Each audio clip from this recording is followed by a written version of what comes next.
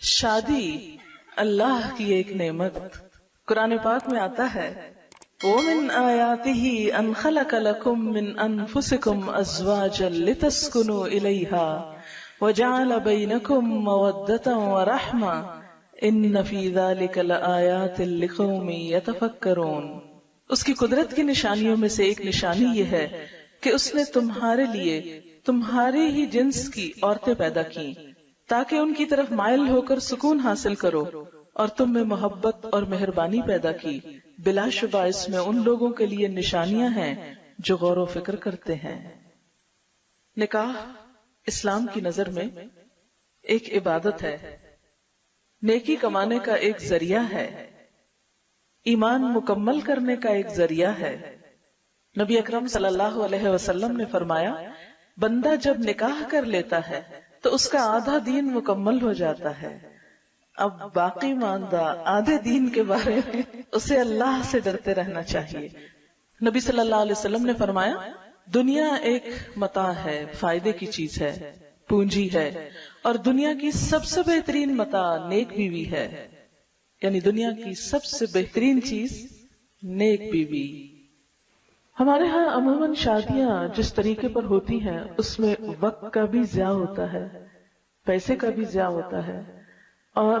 ایک بھیڑ جمع ہوتی ہے اور بکھر جاتی ہے۔ انجوائمنٹ صرف کپڑے اور کھانے تک رہ گئی ہے، گویا اپنی صرف جسمانی ضروریات کو پورا کرنا اور صرف مٹیریلسٹک اپروچ کی حد تک خوشی کا تصور ہونا اب مسلمانوں میں باقی رہ گیا ہے، جبکہ کوئی خوشی اس وقت تک پوری خوشی ہو نہیں سکتی جب تک انسان کی روح بھی خوش نہ ہو، اور کوئی روح اللہ کے ذکر کے بغیر خوش ہو نہیں سکتی۔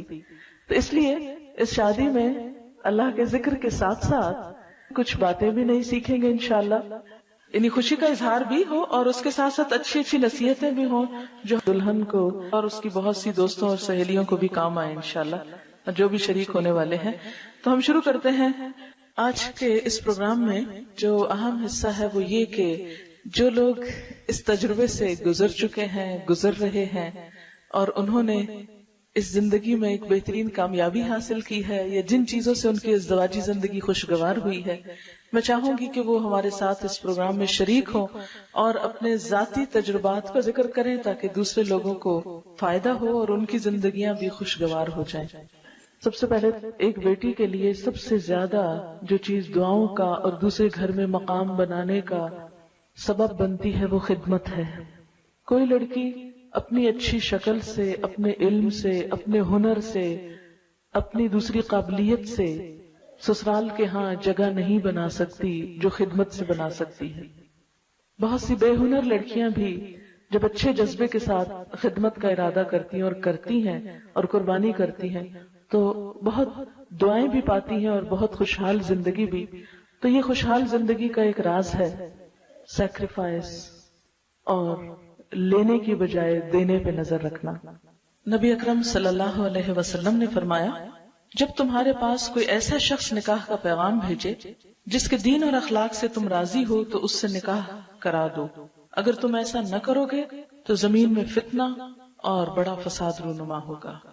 حضرت انس رضی اللہ تعالیٰ عنہ کہتے ہیں، حضرت ابو طلحہ نے حضرت ام سلیم سے نکاح کیا اور مسلمان ہونا ان کے درمیان مہر قرار پایا۔ حضرت ام سلیم ابو طلحہ سے پہلے مسلمان ہو چکی تھی۔ ابو طلحہ نے ان کے پاس نکاح کا پیغام بھیجا۔ ام سلیم نے جواب میں کہا، میں مسلمان ہو چکی ہوں، اگر تم بھی اسلام لے آؤ تو میں نکاح کے لیے راضی ہوں۔ ابو طلحہ نے اسلام قبول کر لیا اور یہی ان کے درمیان مہر تجویز ہوا۔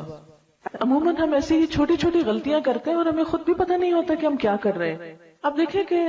عموماً ڈفرینس آف اوپینین اس لیے نہیں ہوتا کہ ہم ایک دوسرے کو ڈس لائک کر رہے ہوتے ہیں یا ہماری کوئی عداوت ہوتی ہے ایک دوسرے کے ساتھ۔ وہ چونکہ سیٹ اپ مختلف ہوتا ہے، گھروں کی روٹین مختلف ہوتی ہے، لائف سٹائل مختلف ہوتا ہے، تو قدرتی طور پر جب آپ ایک دھارے سے آئے، دوسرا دوسرے سے آئے، جب وہ اکٹھے ہوں گے تو کچھ چیزیں مختلف ہوں گی اور ان میں اختلاف کا پیدا ہونا بالکل نیچرل ہے۔ اگر آپ اپنے آپ کو دوسرے کی جگہ پر رکھ لیں تو آپ سوچیں اگر میں اس بیک گراؤنڈ سے آتا تو میں بھی ایسا ہی ہوتا، تو اس لیے مجھے دوسرے کو معاف کر دینا۔ کبھی پبلکلی اپنے ہسبینڈ کو کنٹراڈکٹ نہیں کرے، کیونکہ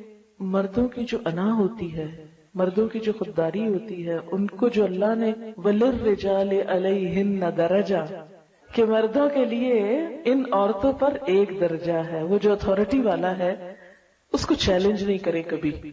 اس کو چیلنج کر کے خود آپ نقصان اٹھائیں گے، اس کو وہیں رہنے دیں، اس کو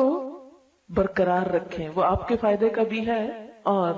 اگر اس معاملے میں اس نصیحت پر عمل ہو جائے کہ ٹھیک ہے اختلاف بھی ہوگے، آپس میں محبت سے بھی انسان ایک دوسرے سے جھگڑتا ہے، روٹتا ہے، سب کچھ چلتا ہے، ایک نیچرل لائف کی علامت ہے، لیکن لوگوں کے سامنے نہیں، کیونکہ شوہر اپنی بے عزتی کو ہمیشہ دل میں رکھ لیتے ہیں اور پھر جگہ جگہ انتقام لیتے ہیں اور زندگی تلخ کر دیتے ہیں، اس لیے ایک کڑوا گھونٹ بہت ساری خرابیوں سے انسان کو بچا لیتا ہے۔